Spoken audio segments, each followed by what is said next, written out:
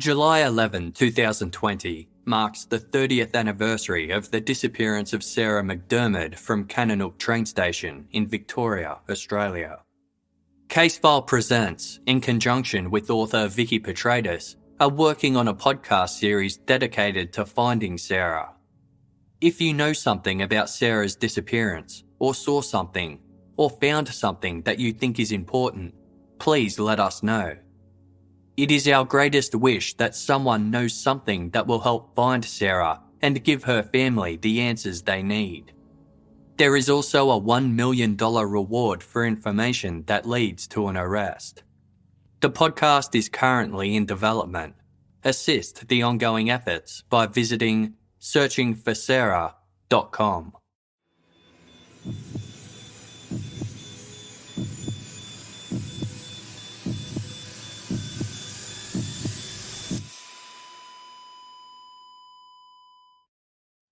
Our episodes deal with serious and often distressing incidents. If you feel at any time you need support, please contact your local crisis centre. For suggested phone numbers for confidential support, please see the show notes for this episode on your app or on our website.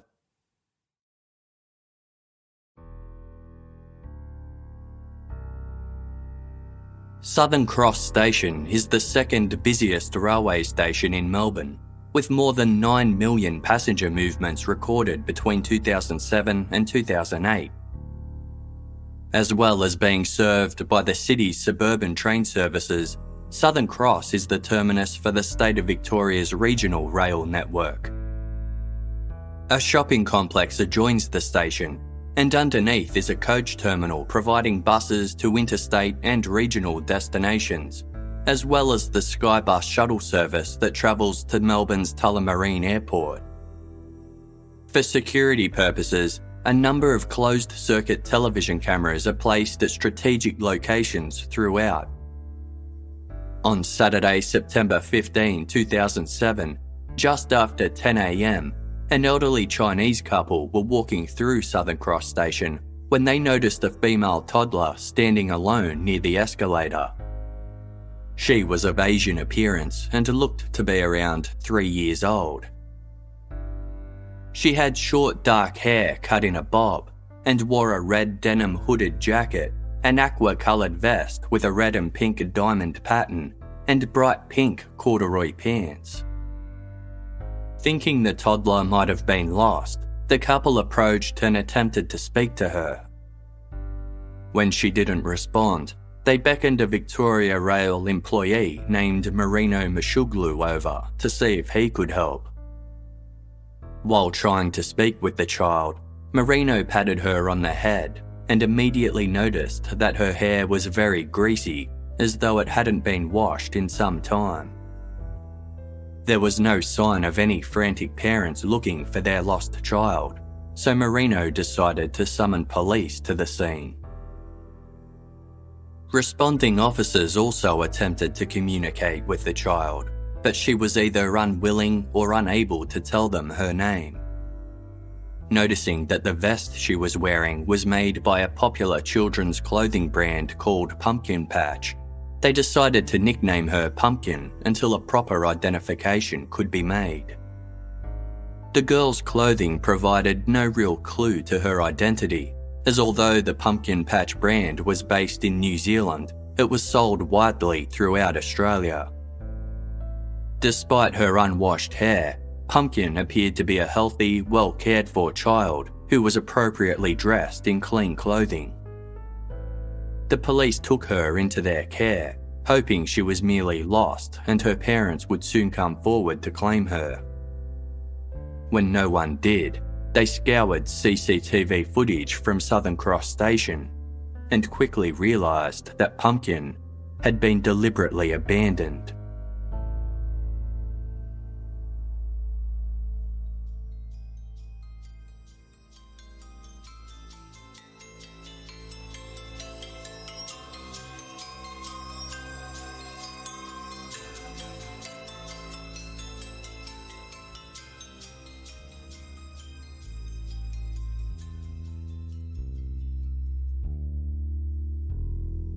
At 10 a.m. on Saturday, September 15, 2007, The Southern Cross security cameras had captured Pumpkin as she walked through the station's street-level lobby, hand in hand with a middle-aged, dark-haired man of Asian appearance. The man was dressed in black trousers and a grey suit jacket, and was pulling a small suitcase on wheels in his left hand. When the pair reached the base of an escalator that led to the upper floor, the man seemingly instructed Pumpkin to remain where she was, before stepping onto the escalator alone. Upon reaching the first floor, he glanced back briefly, then continued striding purposefully ahead. The young child remained standing all by herself at the base of the escalator, barely moving, as though she was trying her best to stay still. After viewing the footage, multilingual staff from Victoria Police attempted to converse with Pumpkin, and a number of different interpreters were summoned, but none succeeded in communicating with her. The following day of Sunday, September 16, the Department of Human Services arranged for Pumpkin to be placed with an emergency foster family. That same day, the police shared the CCTV footage as part of a public appeal for the girl's parents, extended family members, or anyone who recognised her to come forward. They reported that although Pumpkin had been through a considerable ordeal and wasn't speaking to anybody, she had appeared happy and perky overnight. Media outlets soon started sharing Pumpkin's story in an effort to discover who she was and why she had been separated from her family. Members of the public immediately began contacting Victoria Police to say that they recognised the pair, with a number of calls coming from the neighbouring country of New Zealand. The callers believed the man captured on camera was Nai Shui, a 53-year-old martial arts instructor and prominent member of the Chinese community from Auckland, New Zealand. The girl he had abandoned was believed to be his 3-year-old daughter, Chen Shun Shui. One individual reported seeing the father and daughter while on board a flight from Auckland to Melbourne several days earlier, on Thursday, September 13.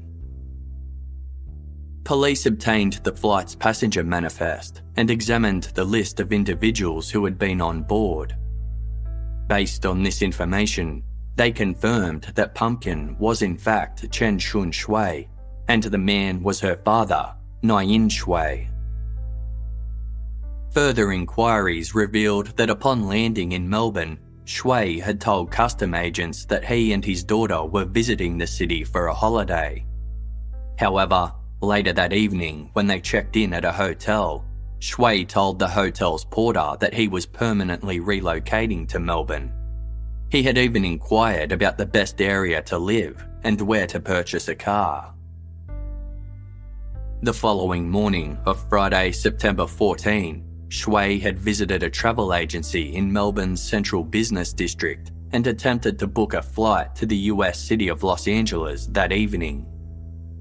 When the travel agent informed him there weren't any direct flights available, Shui queried about connecting flights from other locations, before settling on a direct flight from Melbourne to Los Angeles scheduled for the following day. Approximately 24 hours later, he abandoned Chen Shun at Southern Cross Station and made his way to Melbourne Airport. There, after he successfully passed through a security checkpoint, CCTV cameras caught him smiling widely and flashing 2 thumbs up. By the end of Sunday, September 16, police had solved the mystery of Chen Shun's identity, but 2 new questions had sprung up in its place. They now had to figure out why Nai Shui had left his daughter alone at a busy railway station, and the whereabouts of his wife and Chen Shun's mother, 28-year-old Anan Liu.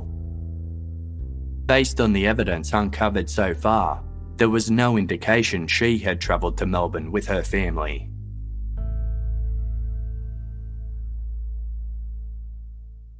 Anan Liu was born on February 20, 1979 in Changsha, the capital city of China's Hunan province. She was the only child to prosperous parents and grew up to have a range of interests, including reading, listening to music, singing karaoke, and watching films. Her all-time favourite movie was Chinese Odyssey, a 1995 two-part feature based on a classic 16th century novel set during the Ming Dynasty. As well as having an interest in pop culture, Anan was an active person who played badminton and enjoyed going out driving. Having lived her entire life in a bustling, populous city, Anan often dreamed of visiting an idyllic island or forest, and also hoped to move overseas one day. In April 2002, at the age of 23, she achieved both goals by moving to New Zealand, a small island country renowned for its striking natural beauty. Anan had applied for a student visa to study English, and she set herself up in the city of Auckland, on the country's North Island. At the time, Auckland was home to a rapidly growing Chinese community, but its insularity and disconnection from New Zealand's broader population meant that many new arrivals battled with feelings of isolation. Those like Anan, who had difficulty speaking English, struggled even more. Although she was happy to be in New Zealand, Anan often felt lonely in her new home. She initially moved in with another woman, but in early 2003, she began renting a room at the home of Nyan Shui, who was aged in his late 40s at the time. Shui was born in 1954 in the city of Tiling in northeast China. During early adulthood, he worked as a middle school physical education teacher and lived for a time in Los Angeles. He eventually returned to China, where he married his first wife, and in 1981, the two had a daughter they named Grace. 9 years later, Shui immigrated to New Zealand alone, leaving his family behind. Shui had a passion for martial arts and was convinced that it was his destiny to share his unique blend of Kung Fu and Tai Chi with others around the world. After moving to Auckland, Shui began holding martial arts classes in a Chinese restaurant where he predominantly taught Wu-style Tai Chi. His program was a success, and he soon upgraded to a larger venue in Auckland's central business district, before eventually relocating his school to a sprawling parkland in the inner city suburb of Epsom.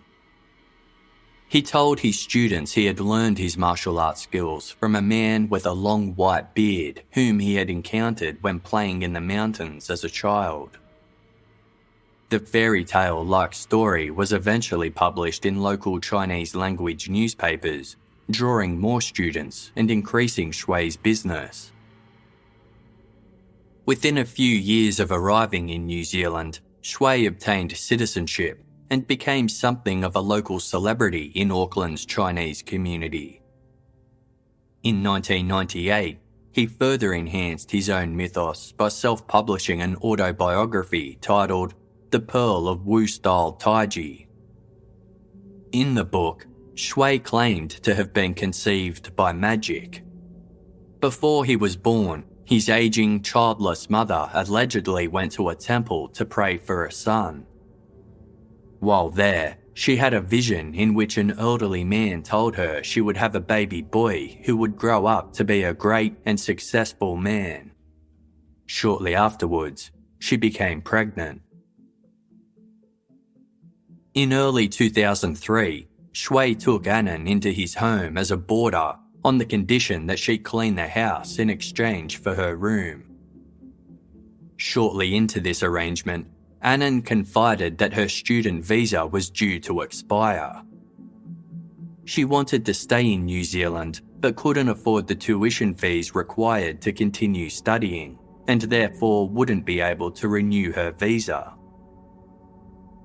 Shui was aware that marrying a New Zealand citizen would be an alternative way for Anan to remain in the country, and suddenly proposed to her in a roundabout fashion by asking, "What about me?" Even though there was a 25-year age difference between the two, Anan felt she didn't have any other options if she wanted to stay in New Zealand. She agreed to marry Shui, believing that his many accomplishments and high standing in the community were worthy qualities in a husband.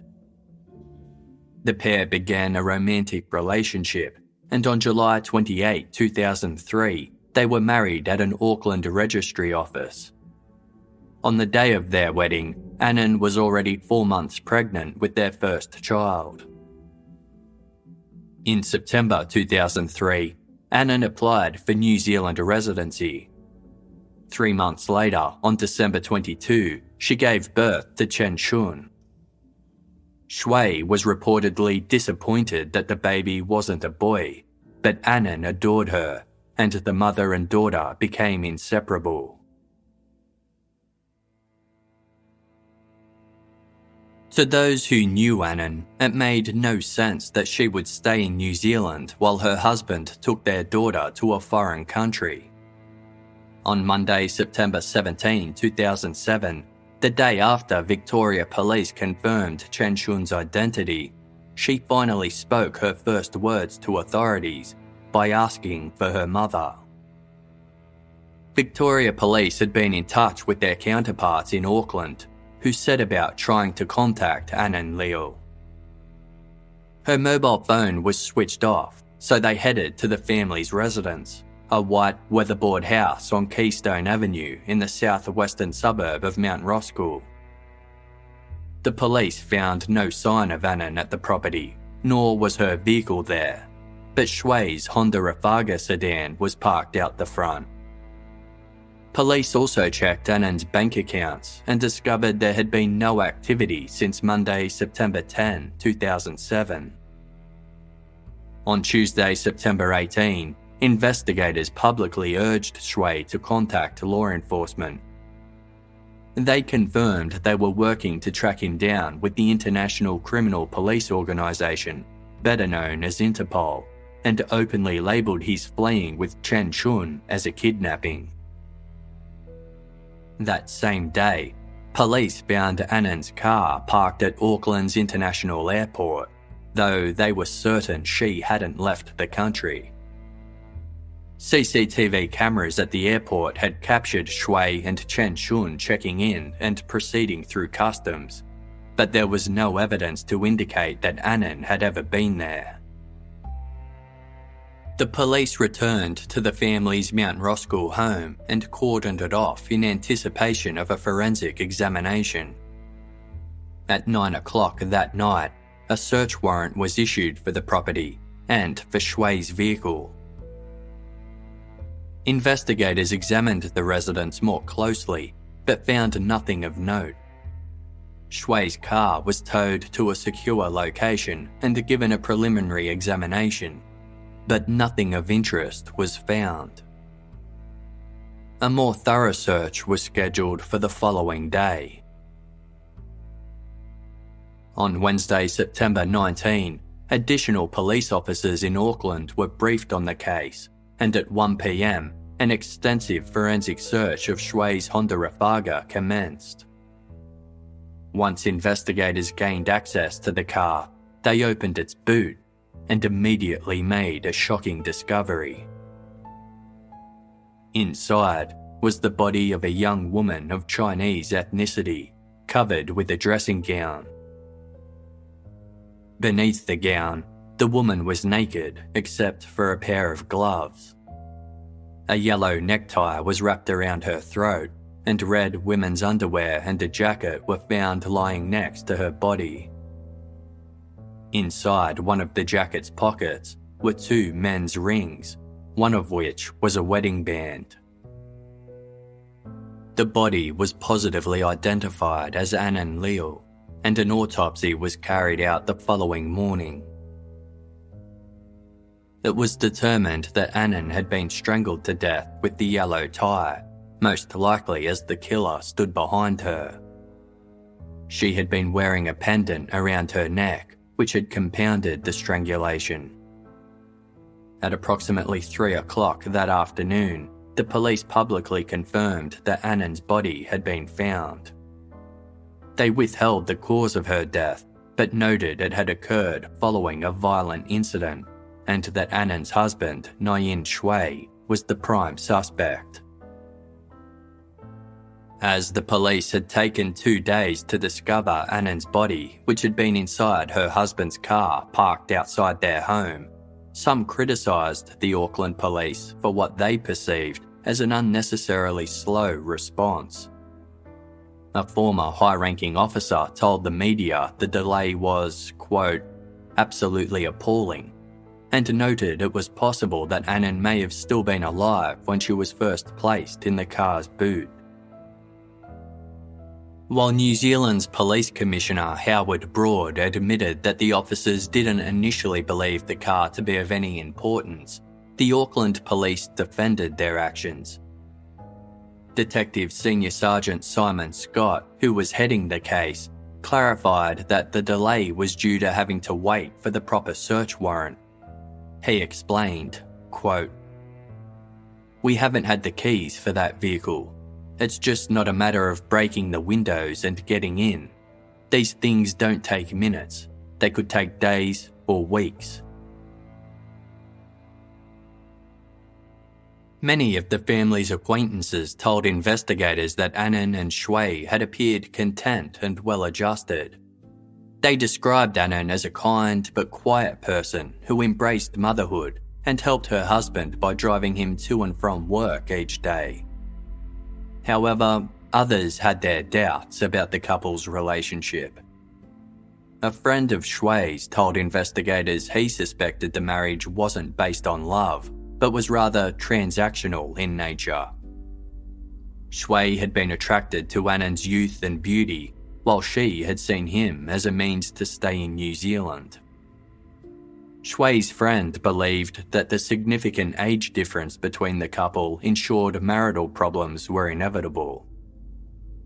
A male neighbour told a journalist for the New Zealand Herald newspaper that Anan was friendly and would often say hello.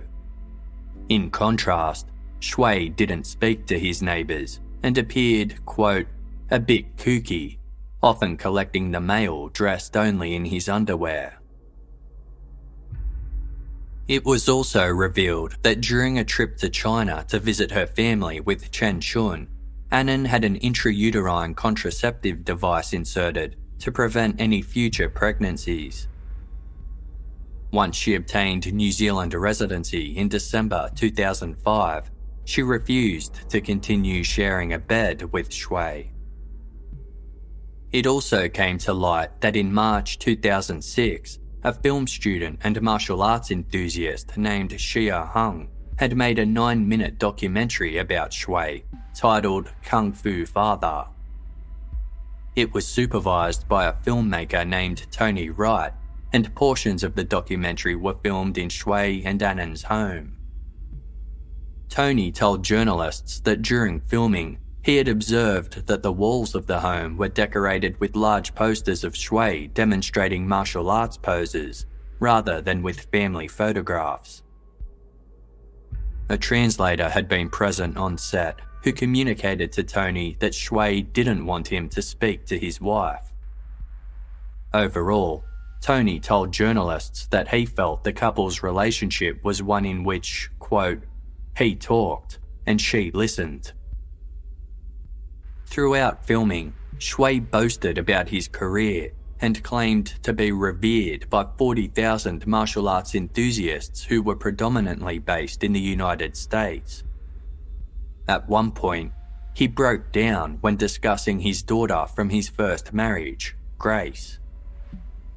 In the year 2000, when Grace was 19, Shui had sponsored her to join him in New Zealand, but in 2002, she had run away because he was a neglectful father.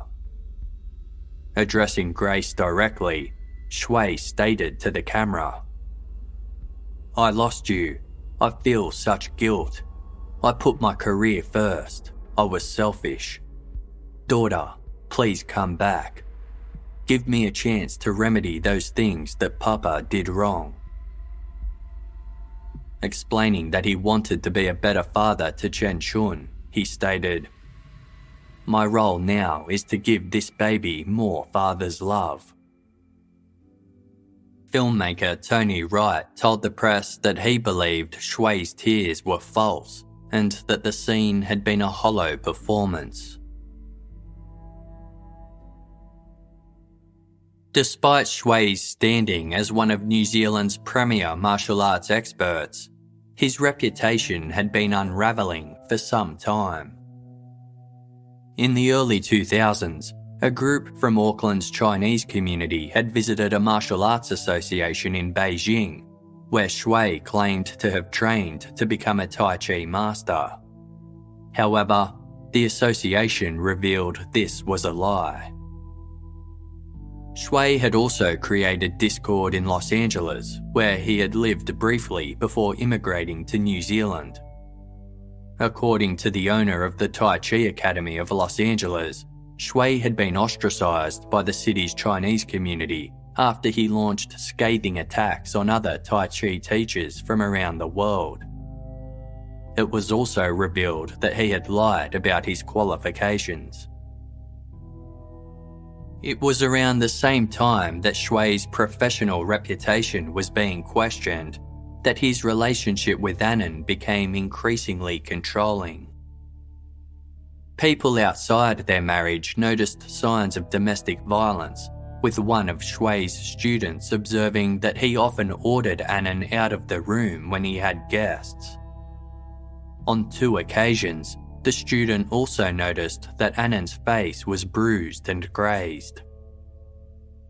A longtime friend of Anan's family had witnessed Shui exhibit explosive rage towards Anan and believed that she bore, quote, the brunt of much of his disappointment in life.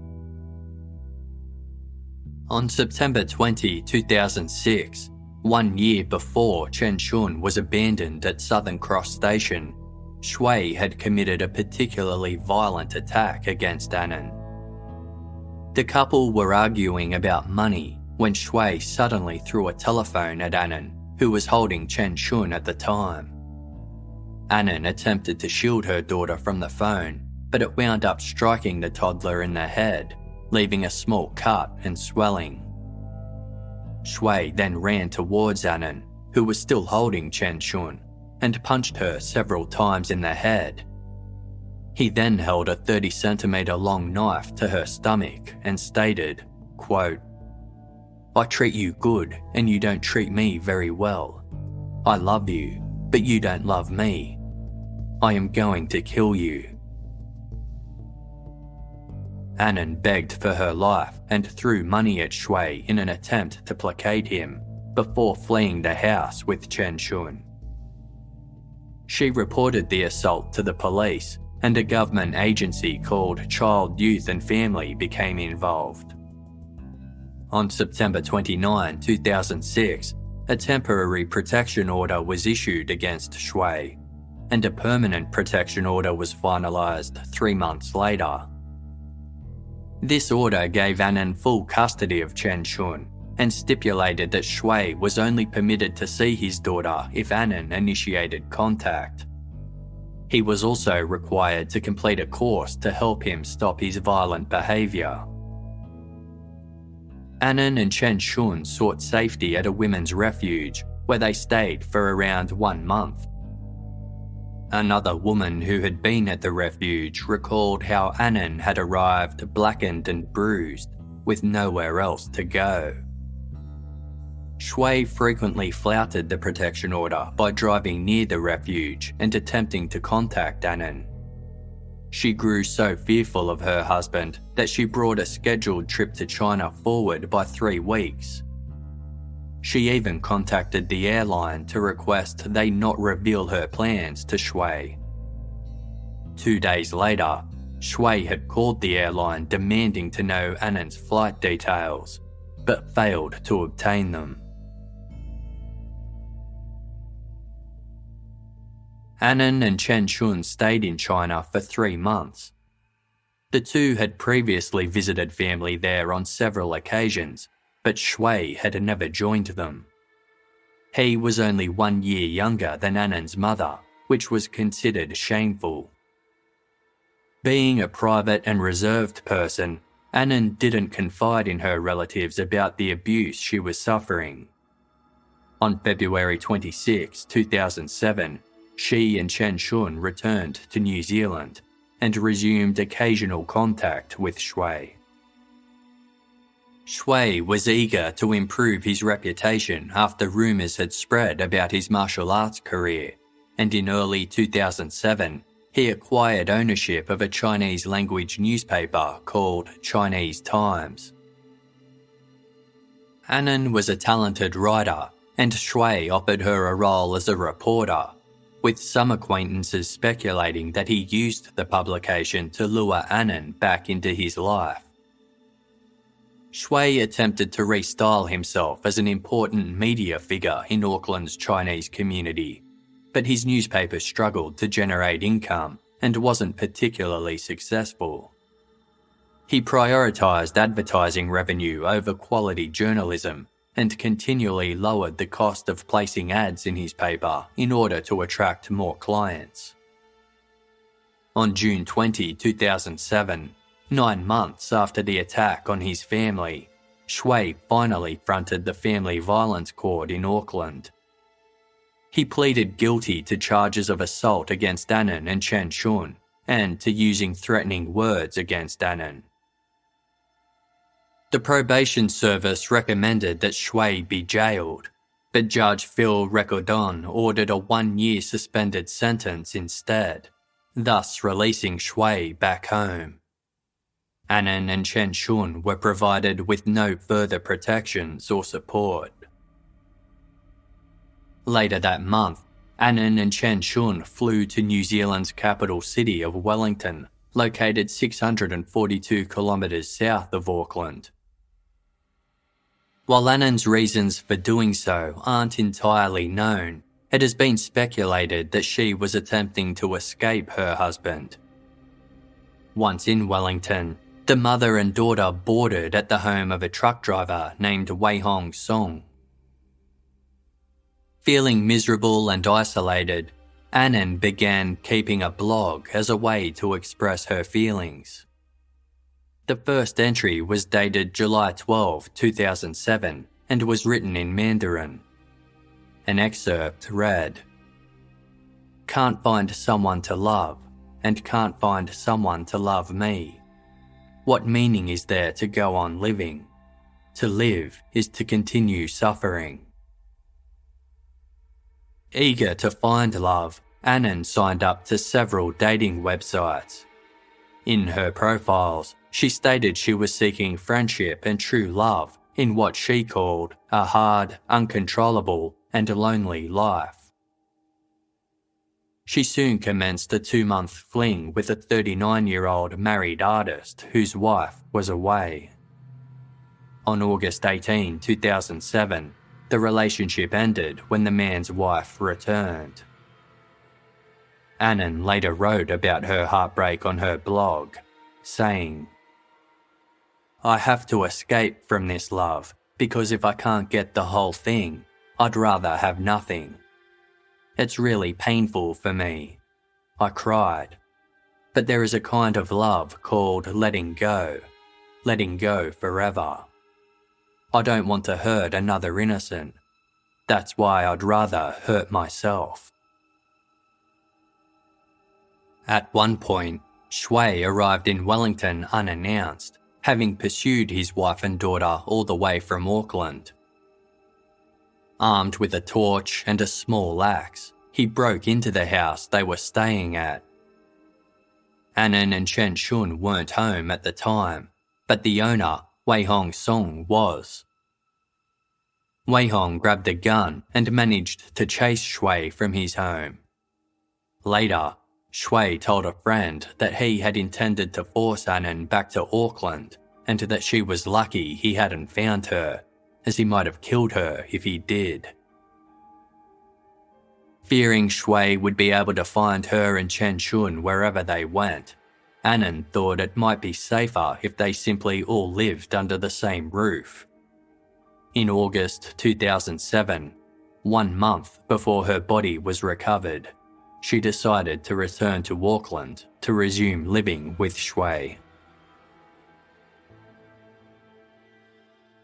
Investigators discovered Anan's final blog entry, which was written at around midnight on Monday, September 10, 2007.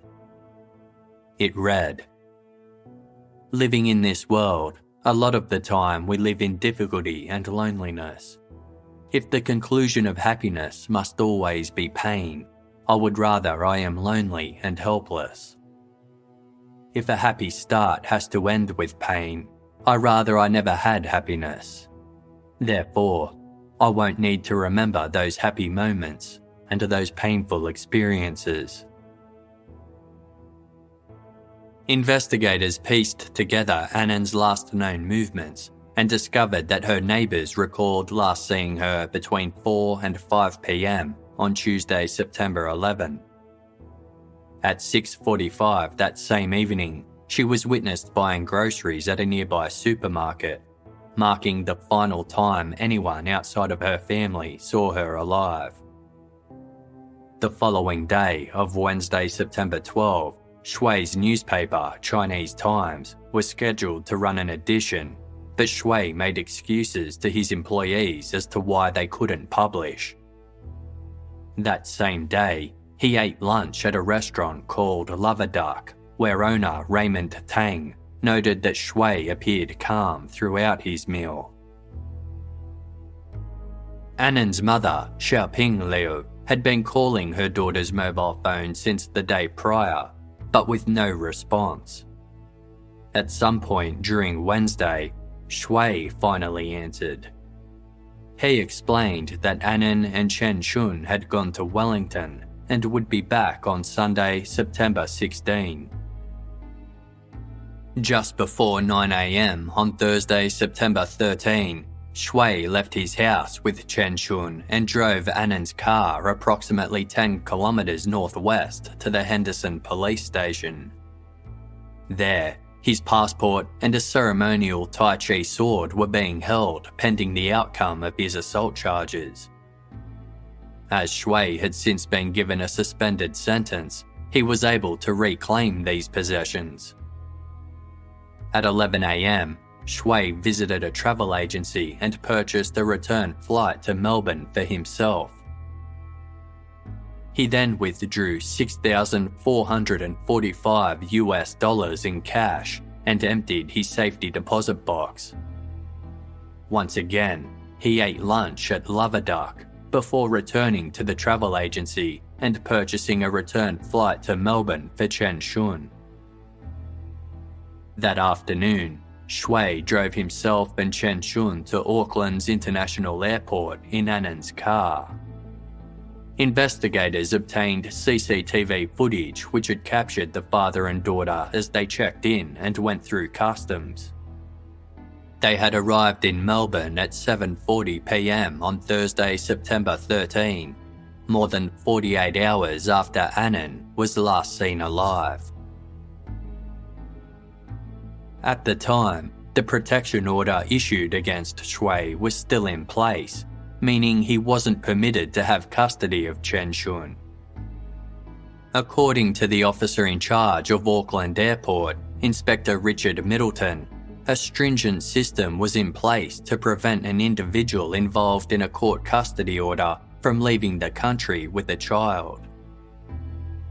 However, no such alert appeared when Shui left New Zealand with Chen Shun. Staff from the police, customs and Ministry of Justice were unable to explain how Shui was able to exit the country with his daughter.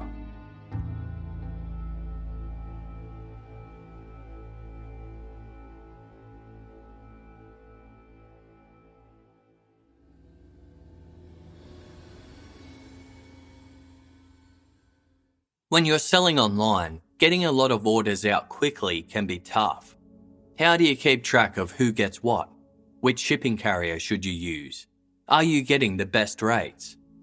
That's why you need ShipStation.com. ShipStation is the fastest, easiest, and most affordable way to ship. In just a few clicks, you can manage orders, print labels, and get products out to happy customers. No matter whether you're selling on eBay, Amazon, Shopify, or more than 100 other popular shopping channels, ShipStation brings all your orders into one simple interface. This makes them easy to manage from any device, even your phone. Because ShipStation works with all of the major carriers, you can compare and choose the best shipping solution for you and your customer. And right now, Casefile listeners can try ShipStation free for 60 days when you use offer code CASEFILE. Make sure your business is ready to meet the demands of delivery culture. Get started at ShipStation.com today. Click on the microphone at the top of the homepage and type in CASEFILE. That's ShipStation.com, then enter offer code CASEFILE. ShipStation.com. Make ship happen. If you've watched those commercials with women letting down their soft, silky hair, but didn't get the same results from the bottle, you need a better solution. Get the right product for you with no gimmicks, only your commercial-ready hair. Function of Beauty is hair care formulated specifically for you, with shampoo, conditioner, and treatments to fit every need.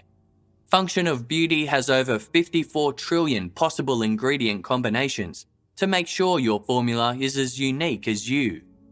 Plus, their formulas are vegan and cruelty-free.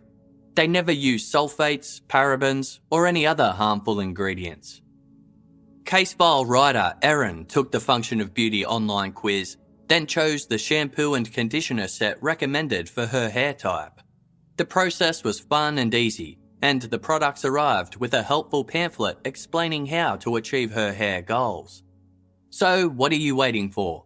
Go to functionofbeauty.com/casefile to take your 4-part hair profile quiz and save 20% on your first order.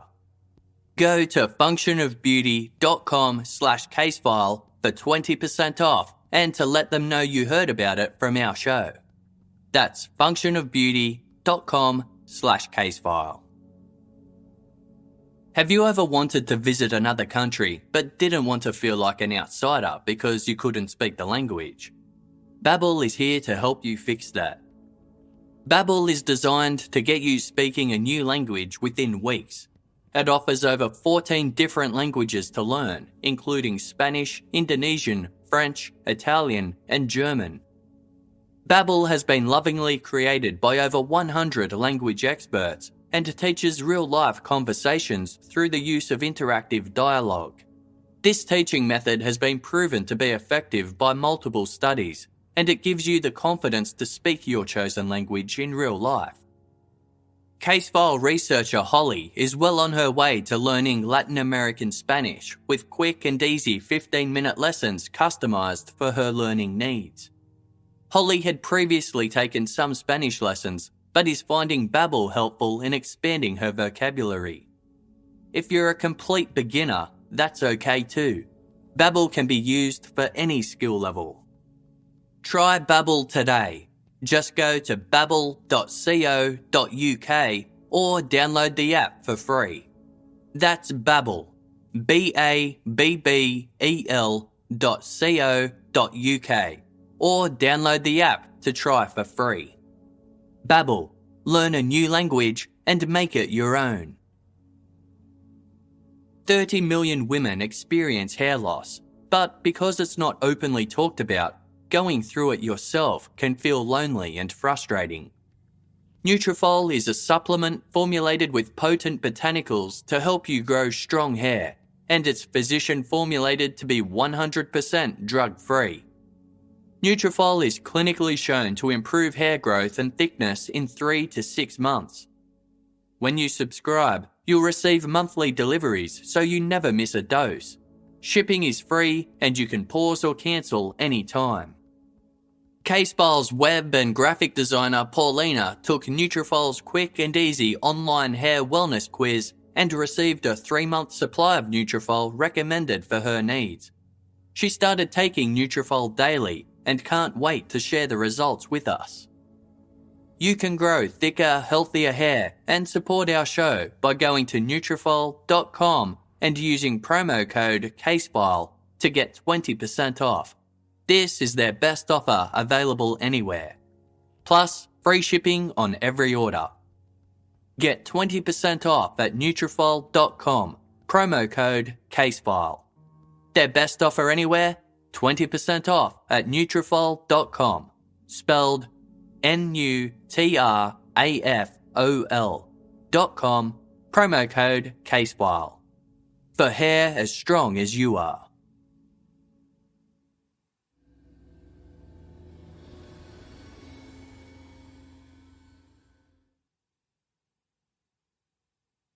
Grace, Shui's 26-year-old daughter from his first marriage, was still living in Auckland, less than 2 kilometres from her father's home. She maintained no contact with him, as Shui's claim that Grace had run away after he sponsored her to move to New Zealand was false.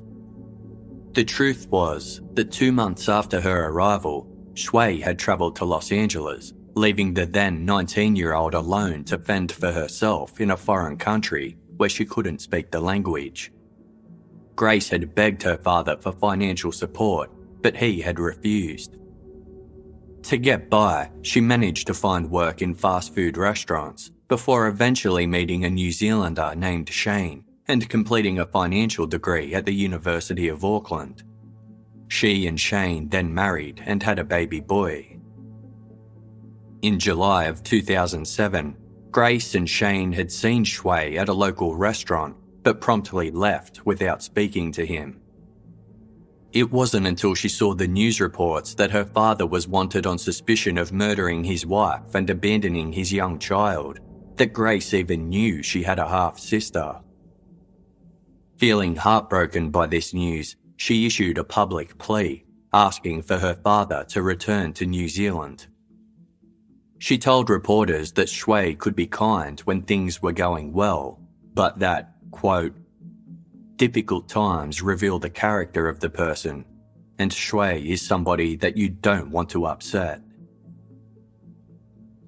To help provide financial assistance for her half-sister, Grace established a trust for Chen Shun called the Little Pumpkin Trust. She told reporters that she and her husband were considering adopting Chen Shun, but they also understood that Anan's parents may want to take their granddaughter home to China. In Melbourne, the Victorian Department of Human Services made a joint decision with its New Zealand counterpart, Child, Youth and Family, to repatriate Chen Shun to Auckland. As soon as her grandmother, Xiaoping Liu, had been informed of Anan's death, she immediately made plans to travel to New Zealand to collect her granddaughter. On September 25, 10 days after Chen Shun was abandoned, the two were reunited in Auckland, where photographers captured the moment the pair wrapped in a tight embrace. Speaking via an interpreter, Xiaoping told ABC Radio that she wanted to take her granddaughter back to China, stating, "She has got nobody apart from me. Anan was my only child, and she is my only granddaughter. I will do my utmost to bring her up. She has called me grandma since she was very young. She has lived in my home in Hunan. Everyone in my family loves her." A New Zealand judge ordered that Xiaoping be given leave to apply for a parenting order. He also ruled that Grace be permitted to have contact with her half-sister by telephone, email, and visits when possible. The government paid approximately 10,000 New Zealand dollars in legal fees for Xiaoping to gain custody of Chen Shun, and also covered the costs of Anan's funeral. While Xiaoping and Chen Shun waited for the legal process to clear, Auckland police attempted to entertain them by taking them to visit a vineyard and see a butterfly show. On October 7, 2007, after spending 12 days in New Zealand, Xiaoping and Chen Shun returned to China with Anan's ashes. In an open letter, Xiaoping expressed her gratitude to New Zealand's police, government, and the public for their support and kindness. Meanwhile, Nyan Shui had been labelled a fugitive and authorities in both New Zealand and the United States were on alert. Customs records revealed he had entered Los Angeles on September 15 under the Visa Waiver Program, which permitted citizens of New Zealand to visit the United States for 90 days without a visa. After the discovery of Anan's body, a warrant for Shui's arrest had been forwarded to Interpol's United States office, and a red notice was issued.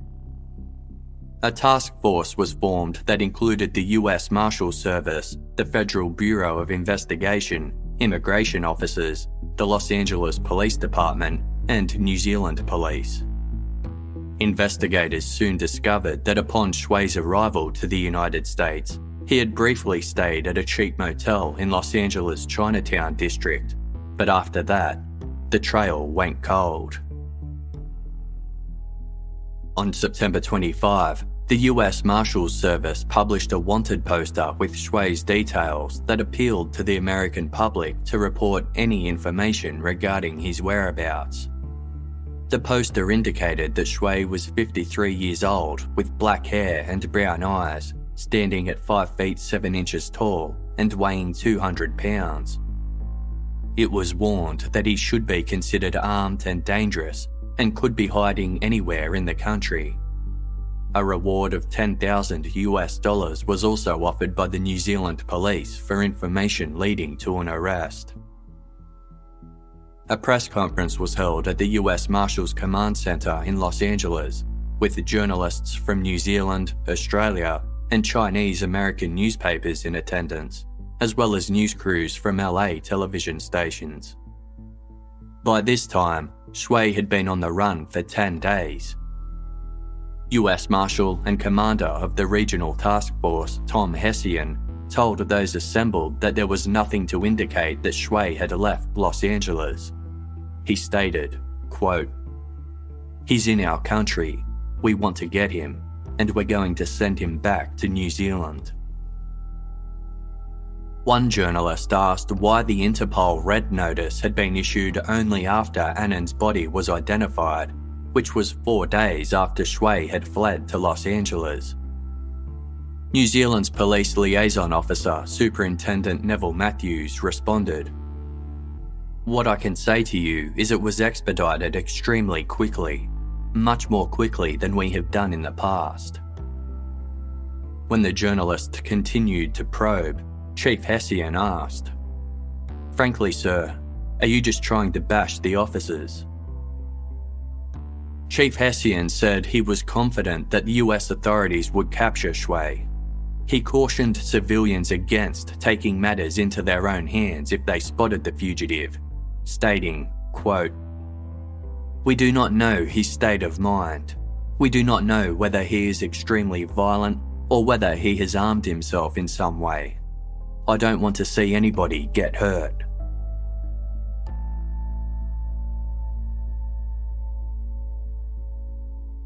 Over the following months, several confirmed sightings of Shui came through.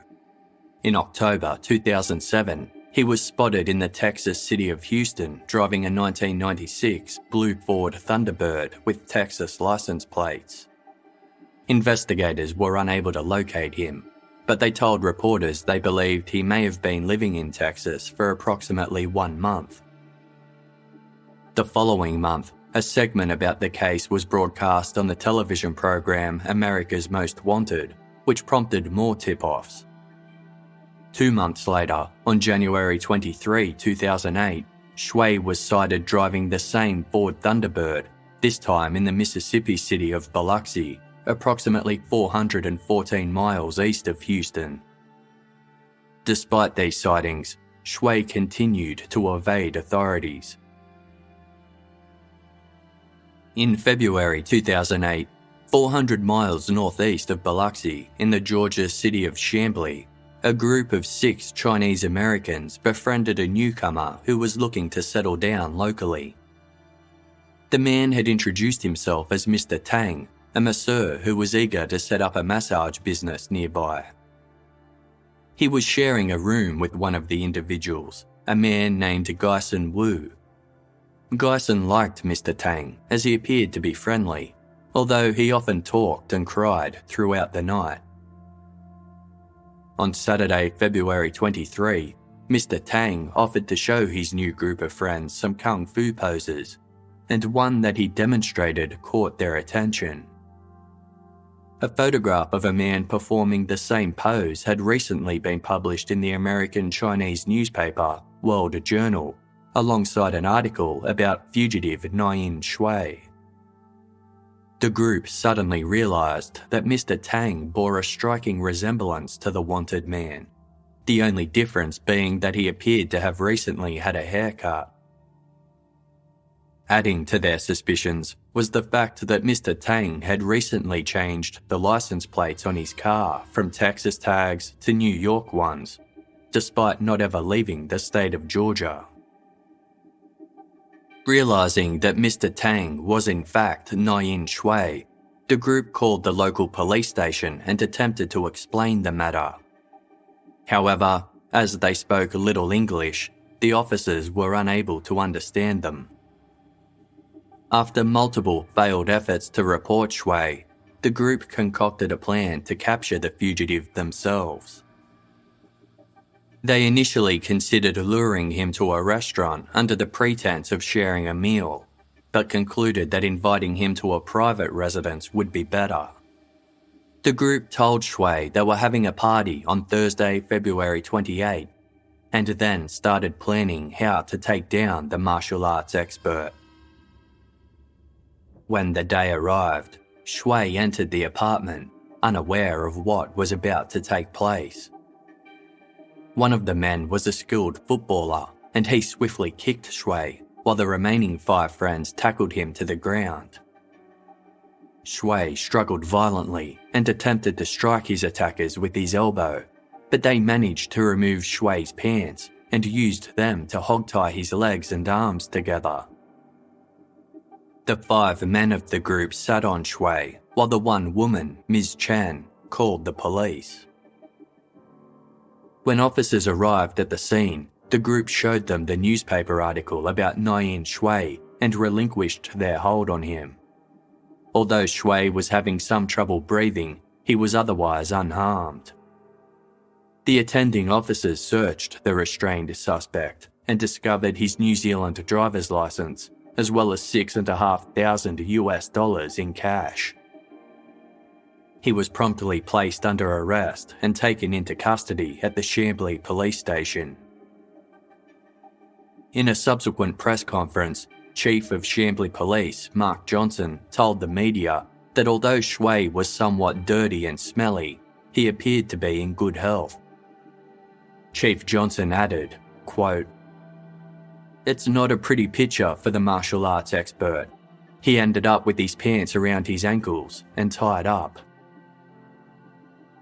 The police praised the group for their successful citizen's arrest and noted that they would be nominated for an award for their bravery. One of the individuals involved with the arrest told the press, quote, "I am not a hero. As a Chinese person living overseas, I feel I have the responsibility to help catch him." The arrest of an international fugitive was a significant moment for the small city of Chambly, which had just 22 police officers overseeing its population of 10,000. A spokesperson for the police department called it a once-in-a-lifetime event and said his officers were, quote, "pumped about it." The relevant agencies were informed of the arrest, and Shui was later transferred to the nearby DeKalb County Jail to await deportation. As he had already overstayed the 90-day visit permitted under the visa waiver program, he could be deported back to New Zealand without the need for a lengthy and drawn-out extradition process. A little over a week after his capture, US authorities escorted Shui, who was manacled by the wrists and ankles, on a flight back to Auckland. He arrived on Monday, March 10, 2008, and appeared before a judge the same day. Nayin Shui was charged with the murder of his wife Anan Liu, and bail was denied. Detective Senior Sergeant Simon Scott told reporters, quote, "We're just happy to have him back in New Zealand. Over the next few weeks and months, we'll look at the evidence and consider further charges in due course." A preliminary hearing to determine whether there was enough evidence to send Shui to trial was scheduled for September. In the lead-up, Shui's barrister, Chris Comiskey, revealed that his client intended to argue that he was being framed. According to Shui, a man Anan had met several weeks prior to her death was responsible for the murder and had then hid her body in Shui's car to pass the blame.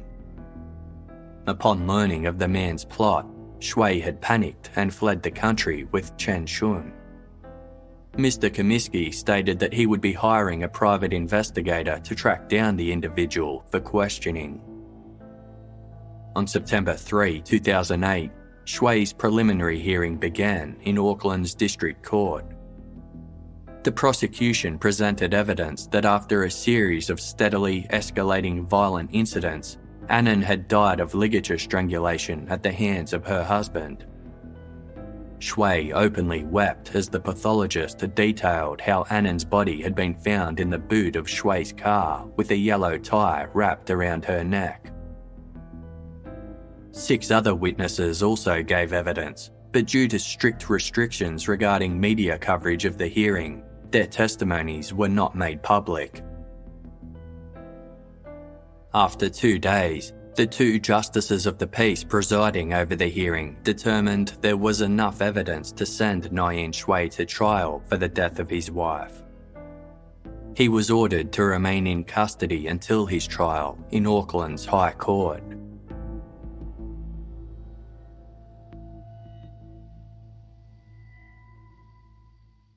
The trial began 9 months later on June 1, 2009, in front of an all-female jury, with Justice Hugh Williams presiding. Prosecutor Aaron Perkins informed the court that Shui's marriage to Anan had not only been loveless and cold, but was also marred by abuse and violence. He called 95 witnesses to the stand as part of his case, including Anan's mother, Xiaoping, who gave evidence from China via video link and a translator. Clearly grief-stricken, Xiaoping explained that she had never met her son-in-law in person and had only spoken to him twice over the phone. Around September 11, 2007, the last day Anan was seen alive, Xiaoping had tried calling her daughter's mobile phone repeatedly because she hadn't heard from her and had a, quote, bad feeling. Shui had eventually answered the phone the following day and told Xiaoping that Anan had gone to Wellington with Chen Shun. Although Xiaoping had been suspicious of Shui, his answer placated her and she felt somewhat reassured. At the conclusion of her testimony, Judge Williams inquired after the well-being of Chen Shun. Xiaoping gave a heated and tearful response in Mandarin, which was not translated for the court as it was deemed too controversial. The court was presented with the CCTV footage recorded at Southern Cross Station, which showed Shui abandoning Chen Shun before making his way to Melbourne Airport. Evidence was also presented about the discovery of Anan's body, as well as her injuries and cause of death, with Mr. Perkins contending that Shui had strangled his wife with his own tie before dumping her body in the boot of his vehicle. However, as no blood or sign of a struggle had been found anywhere in the couple's home, Mr. Perkins acknowledged that investigators had been unable to find evidence as to where Anan had been murdered. Forensic scientist Sally Ann Harbison told the court that Anan's underwear, which was also recovered from the boot, contained the DNA of 3 males. She noted, quote, "The major components correspond to Shui's DNA, with the minor trace components present from at least 2 further male individuals. Shui's DNA was also found on the tie, along with DNA from one of the mystery men."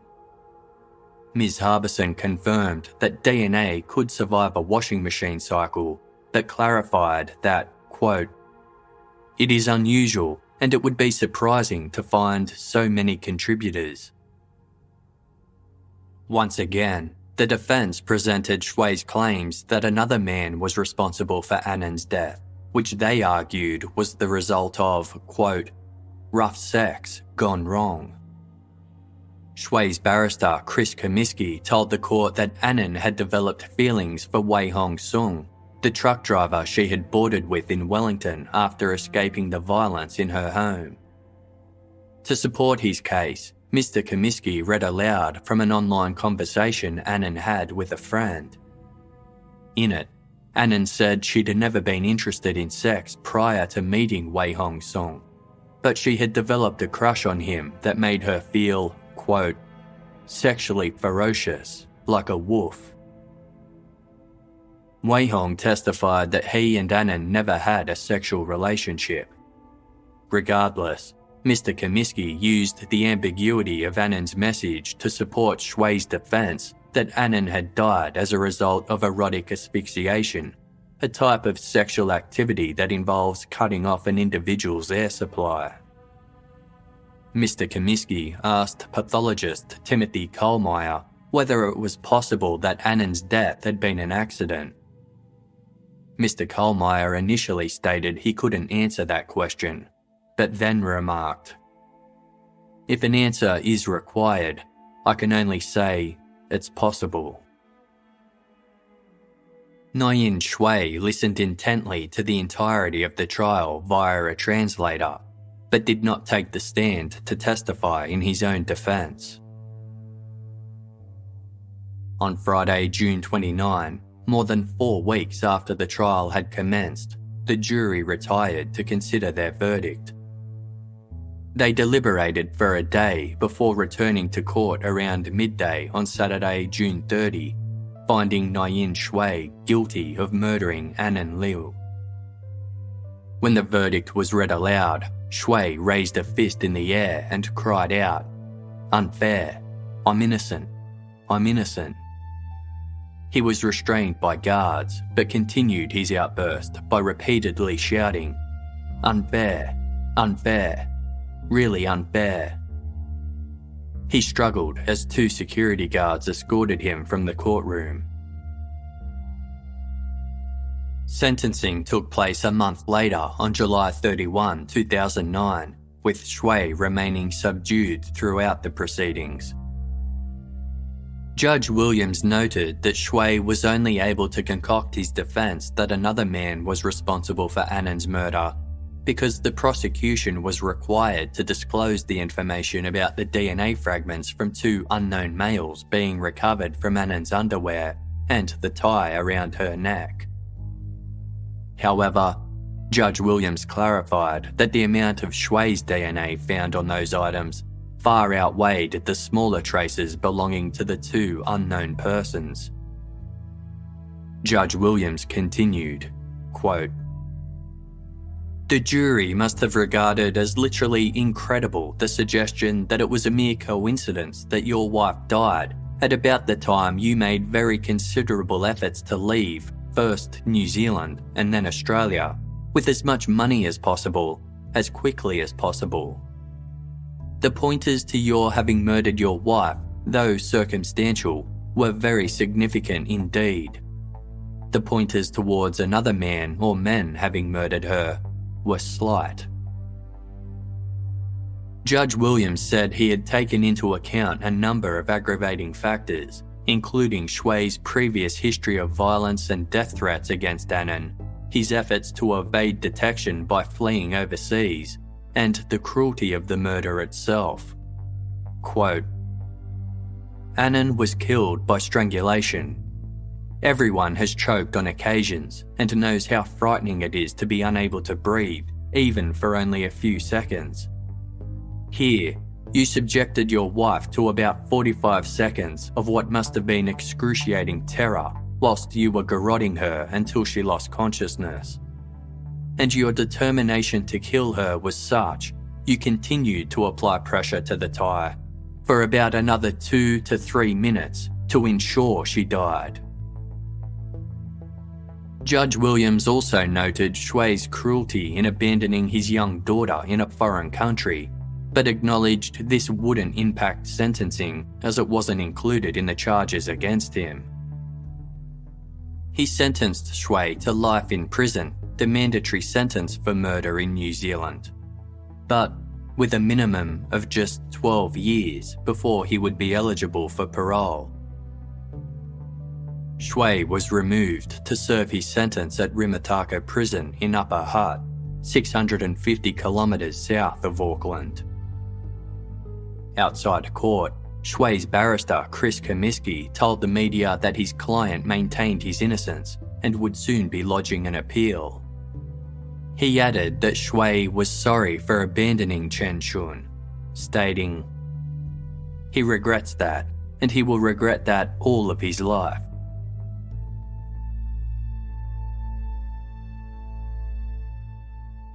On September 7, 2009, Shui's legal team filed for appeal on the grounds that the jury should have been sequestered throughout the trial due to the high-profile nature of the case.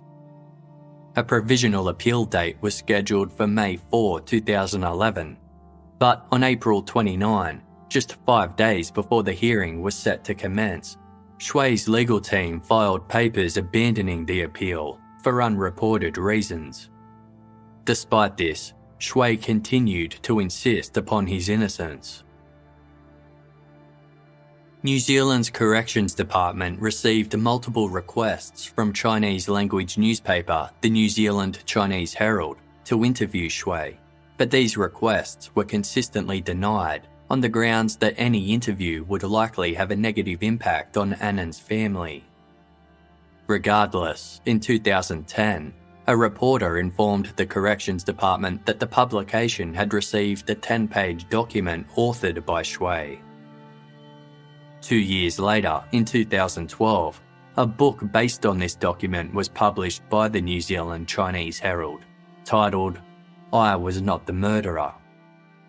In the book, Shui argued for his innocence, with one excerpt reading, "The whole world has accused me of being a murderer, but I dare not even kill a chicken, not to mention kill my wife." Given that the document wasn't the result of an unauthorised interview, the Corrections Department was unable to prohibit its publication, and the book was sold in a number of Chinese supermarkets throughout Auckland. The only action that the Corrections Department could take was to urge the New Zealand Chinese Herald to consider the effect the publication might have on the victim's family. On March 9, 2020, almost 12.5 years after Anan's murder, Nguyen Shui's parole hearing was held at the Spring Hill Corrections Facility. Using a translator, Shui finally admitted to being guilty of killing his wife. He shared that during his time in prison, he had become an avid painter and a devout Christian. His prison record revealed he was well behaved and appeared to adhere to rules and regulations. When the parole board asked Shui how he had addressed his propensity for violence, he responded, "Firstly, I'm very remorseful. I would like to apologise to everyone who has been hurt." Shui claimed that in 2010, he realised just how serious his crime was and that he needed to take responsibility for the offence. He told the parole board he had killed Anan because of his extremely bad temper, which was triggered by their differences in opinion. Shui stated, "At the time, divorce would have served the problem. I should not have committed this kind of extremely serious mistake." However, Shui's claim that he had taken responsibility as early as 2010 seemed unlikely, given that he was still appealing his innocence up until 2011. When asked whether abducting his daughter and abandoning her in Melbourne was also a mistake, Shui replied, "Yes, At the time, I brought my child to Australia in order to escape from this. It was very inconvenient to bring her along. He explained that when he saw police were present at Southern Cross Station, he had concluded it would be safe to leave Chen Shun there, as she would be looked after by law enforcement. The parole board ultimately rejected Shui's application. Although his parole assessment report stated that he was at low risk of reoffending, a psychological report concluded the opposite. Moreover, if released, Shui would be required to undertake a group rehabilitation program that was conducted entirely in English, and it was determined that his English was not fluent enough for him to participate. Shui is scheduled to reappear in front of the parole board in March 2021 for his next hearing. Following Shui's arrest and conviction, New Zealand's Family Violence Court came under scrutiny as politicians and the public questioned why he had ever been in a position where he could harm his wife, given his history of domestic violence. In 2009, then Mayor of Waitakere, Bob Harvey, spoke out against Judge Phil Recordon's decision to give Shui a suspended sentence for his brutal assault against Anan, stating, "I'm absolutely bloody appalled. I feel sometimes the court system fails families, it fails women, and this is a real example of that. There's something seriously wrong here. Too many people, for reasons I cannot understand, are let off with warnings and a slap on the wrist, and it's got to stop." Judge Recordon refused to comment on the grounds that, quote, "Constitutional convention required that judges don't discuss specific cases in the media." Chief District Court Judge Russell Johnson came to Judge Recordon's defence, telling reporters that prison sentences weren't suitable for a large number of cases brought before the Family Violence Court, and may actually deter victims from reporting their abusers. As Shui had no previous convictions at the time, Judge Recordon had been attempting to give the family their best chance at reconciling, and had no way of knowing that tragedy would result. Despite this assertion, Shui's abusive and controlling behaviour towards Anan met a number of key risk factors that were outlined in a 2007 New Zealand report on domestic violence risk assessments. Titled "Living at the Cutting Edge," the report found that a recent or planned separation often precedes a domestic violence homicide, as does escalating levels of violence and controlling behaviour. Additionally, a victim's perception that their life is in danger was noted as one of the most reliable indicators of them being at genuine risk. Anan's circumstances prior to her murder met all three of these risk factors. After a 2014 report found that about half of the country's homicides were committed by an offender who belongs to the victim's family, there have been some changes to New Zealand's family violence laws. In 2018, New Zealand Parliament passed the Family Violence Act to replace the 1995 Domestic Violence Act. Among other updates, this revised legislation prioritises the safety and well-being of victims during sentencing decisions and requires victim-informed assessments and programs. On March 18, 2007, the group of Chinese Americans who successfully conspired to capture Naiyin Shui were formally recognised for their bravery. They received certificates of appreciation from the town of Chambly and were told they would also receive the $10,000 reward that was on offer for information leading to Shui's arrest. The group hadn't been aware of the reward, but quickly agreed on how to spend the money. They decided to donate $2,000 to an elderly friend who was unable to care for himself, and to give the remaining $8,000 to Chen Shun Shui. The Little Pumpkin Trust Fund, established by Chen Shun's half-sister Grace, attracted a total of 40,000 New Zealand dollars. That money remains untouched in a secure New Zealand bank account, where it continues to accumulate interest. After returning to China in 2007, Chen Shun settled into her new life and has thrived ever since. Friend of the family Pansy Wong stated, "She's a very mature and sensible girl. She's been to her mum's grave to pay her respects." Chen Shun's family have expressed their desire to give her as much privacy as possible, but have also shared their gratitude to New Zealanders for their support. In Anan's final blog entry, which was published at around midnight the day before her murder, she wrote about the grief and sorrow she was experiencing in her life. However, she also reflected on the importance of remembering happier times, writing, "At the end of bad luck, brightness will come. I will keep the good memories in mind. It's what you have already had and cherish that won't end."